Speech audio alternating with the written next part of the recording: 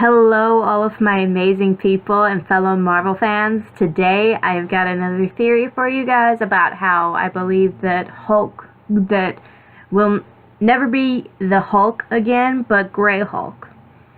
And my dad and I were watching the Super Carlin brothers' newest theory on the Avengers just last week. It was literally a week ago today. And what we decided is, yes, the final battle will definitely take place in the quantum realm on Sakaar. And for those of you who don't believe that Sakaar is in the quantum realm, I'm going to leave a link to their video in the description below, because you need to watch it. It really makes sense, and it kind of helps my theory, but not fully. The reason I believe that Grey Hulk will make his debut on Sakaar is because that is where Hulk and Banner are going to finally have it out. And I say that because Hulk is Hulk and Banner is Banner. They are two separate individuals, yet they are exactly the same. They're the same person, but it's kind of like, I guess it would be kind of like multiple personalities, maybe. I don't know how to explain it better than that. And I think what's going to happen is when they wind up on Sakaar, whether intentional or not, they all wind up on Sakaar. And Sakaar, as Banner has said, is a planet designed to stress him out. So as he starts freaking out, because it's like, oh God, I'm on Sakaar, Hulk's going to try to come back, and this time if he comes back, I really won't come back.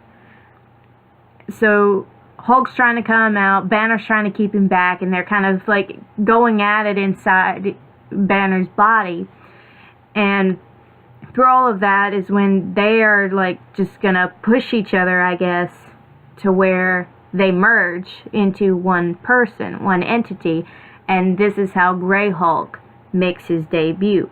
He just kind of an internal explosion happens between the two of them, and boom, you get Grey Hulk, and everybody's like, what the heck?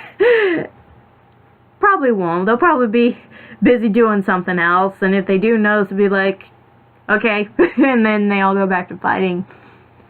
And Banner realizes, oh, my brain's still in control. I've got Hulk's body and, like, rage, but I can still think. I can still be in control of this, and Hulk controls the anger, if that makes sense. And therefore, Hulk is able to control when he smashes rather than just seeing something and deciding, Hulk smash! If that makes sense. To those of you who also don't know, Hulk is a giant child. If you watch Thor Ragnarok, you really see how much of a giant child Hulk is. It's funny. Oh, I love Hulk though. He is one of my favorites. He's one of the original Avengers. Like, my favorite Marvel hero though is always going to be Spidey. I love my Spider-Man, and I have my reasons for that. But anyway, yes, that is what I believe is going to happen.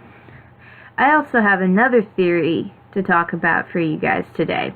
This one also involves Ragnarok, but it's about our beloved Hela. And this one, I know people have made theories about her still being alive. I haven't watched any of them, so if I make any of the same observations, I'm sorry. I'm not stealing your content.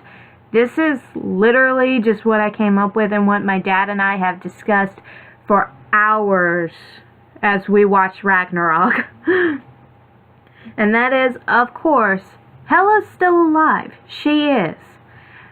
And it's not because of the fact that, you know, we didn't see her die on camera. That does hold on to part of it. She didn't die because the planet Asgard got destroyed. She's alive because the Asgardians are still alive, specifically Thor. Because As Odin said, Asgard is not a place, it's a people. Asgard is not a place, it's a people. Wherever our people are is Asgard. This could be Asgard, referring to Norway where they last spoke. But it's the truth. Asgard is its people, which is how they are still alive. The planet is just a planet. It's not what makes them Asgardian. Their group, their people, Thor, their new king, all of them, that's what makes them Asgardian. The fact that they are people. Even Loki, even though he says like a million times, I'm not Asgardian, I'm adopted, or, you know, he's only my brother because I was adopted, things like that. He's still Asgardian, and he knows it. He uses it for his advantage whenever he can, of course, but that's just how he is.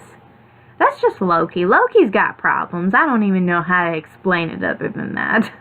I love Loki, though. He is one of my favorite villains. Hela is amazing, though. Her character is well thought out.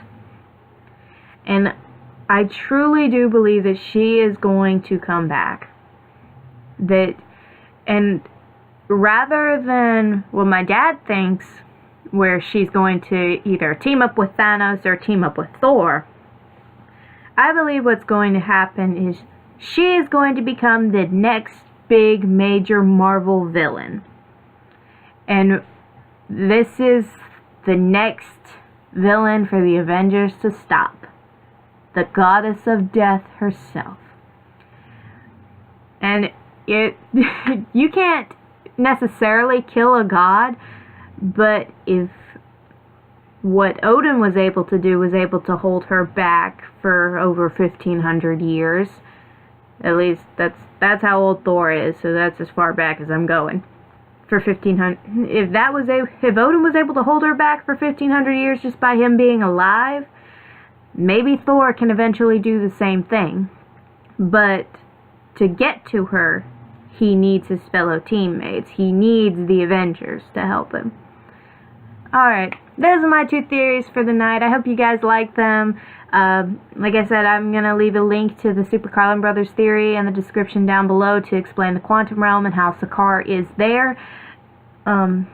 If you've got anything you want to add or try to disprove with either of the theories, please let me know down in the comments. I really want to talk with you guys about it because I do love a good debate. I truly do believe that the Grey Hulk will make his debut in Avengers Endgame, and more than anything, it will definitely be on Sakaar, because that is the only place where I truly think that Hulk feels like he can be himself. Anyway, I'll talk to you guys later. Peace out.